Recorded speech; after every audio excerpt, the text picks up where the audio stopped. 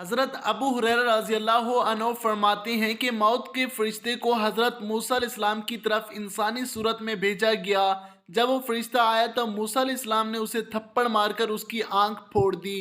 وہ اپنے رب تعالیٰ کے پاس واپس گیا اور عرض کیا کہ اے اللہ، تو نے مجھے ایسے بندے کی طرف بھیجا جو مرنا نہیں چاہتا۔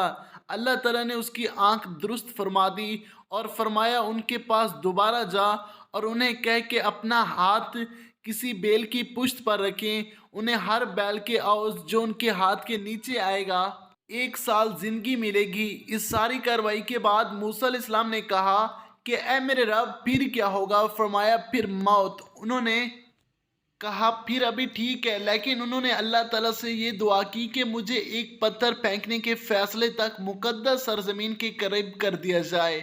رسول اللہ صلی اللہ علیہ وآلہ وسلم نے فرمایا اگر میں وہاں ہوتا تو تمہیں راستے کی ایک جانب سرخ رنگ کے ٹیلے کے نیچے ان کی قبر دکھاتا۔